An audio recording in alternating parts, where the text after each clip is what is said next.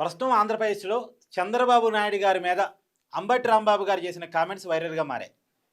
2 రోజుల క్రితం పేర్ని నాని కామెంట్స్ మార్చిపోకముందే అంబటి రాంబాబు మాట్లాడిన మాటలు టీడీపీ కార్యకర్తల్లో ఆవేశాన్ని రెచ్చగొట్టేలా కనపడుతున్నాయి. ఎందుకు ఇలా మాట్లాడుతున్నారు?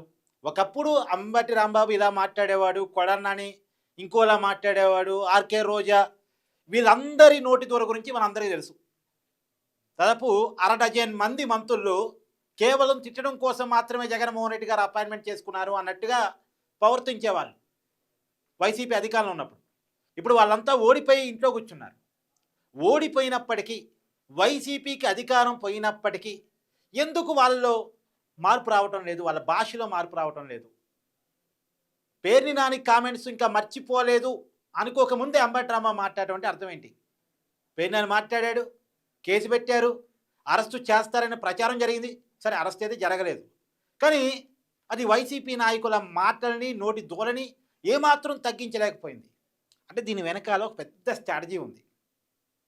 ఆ స్ట్రాటజీ ఏంటంటే, తిరుమల తిరుపతి దేవస్థానం లడ్డూ ప్రసాదంలో కల్తీ నెయ్యి అనేది నిన్నటిదాకా మాట్లాడుకున్నాం. ఇవాళ అసలు నెయ్యే కాని పదార్థాన్ని, రసాయనాలతో కలిపి తయారు చేసినటువంటి పదార్థాన్ని నెయ్యిగా నమ్మించేసి, పాల సేకరణ కెపాసిటీ లేని ఏఆర్ డైరీకి, బోలేబాబా డైరీకి తిరుమల తిరుపతి దేవస్థానం నిబంధనలు మార్చి మరీ టెండర్ ఒప్పజెప్పి ఈ రసాయనాల పదార్థాన్ని నెయ్యిగా నమ్మించేసి దాదాపు 68 లక్షల కేజీల ఈ రసాయనాల పదార్థాన్ని వాడి 20 కోట్ల లడ్డూలను తయారు చేసి భక్తులకి పంపిణీ చేశారన్న విషయం బట్టబయలైపోయింది. ఇవాళ ప్రజలంతా చర్చించుకుంటున్నారు. ఇలా వైసీపీ తగలబడుతున్న పరిస్థితి, హిందువులంతా వైసీపీని బైకాట్ చేస్తున్న పరిస్థితి. చివరికి ఇలా వైసీపీ ఒక పిలుపునిచ్చింది. వైసీపీ నాయకులంతా దేవాలయాలపై పూజలు చేయాలి, మనం ఏ తప్పు చేయలేదు అని వైసీపీ వాళ్ళ పార్టీ నాయకులకు పిలిపించింది. వైసీపీ నాయకులు ఎక్కడెక్కడైతే దేవాలయాలు పోతున్నారో ఆ దేవాలయాన్ని భక్తులు క్లీన్ చేసుకుంటున్నారు. వాళ్ళు పోగానే, ఆ నాయకులు దర్శించుకొని పూజ చేసుకొని బయటకు వెళ్ళిపోగానే జనాలు ఆ దేవాలయాన్ని క్లీన్ చేసుకుంటున్నారు. సో ఈ పరిస్థితుల్లో వైసీపీ పడిపోయిన తర్వాత ఆత్మరక్షణ కోసం ఇష్యూని సైడ్ ట్రాక్ చేయాలి అన్నదానికోసం ఇప్పుడు ఇలా రెచ్చగొట్టేలా మాట్లాడితే అవతల వాళ్ళు కూడా రెచ్చిపోయి దాడులు చేసే అవకాశం ఉంటుందిగా. ఒకటి, పార్టీ కార్యకర్తలు దాడులు చేయొచ్చు, లేదు ప్రభుత్వం కేసులు పెట్టి లోపలేయచ్చు. ఈ రెండిట్లో ఏదో ఒకటి జరిగింది.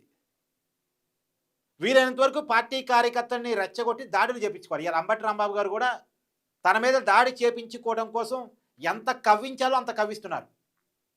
దాడి చేపించుకోవాలని ఆయన విపరీతమైన ప్రయత్నం. మొన్న పేర్ని నాని కూడా అంతే.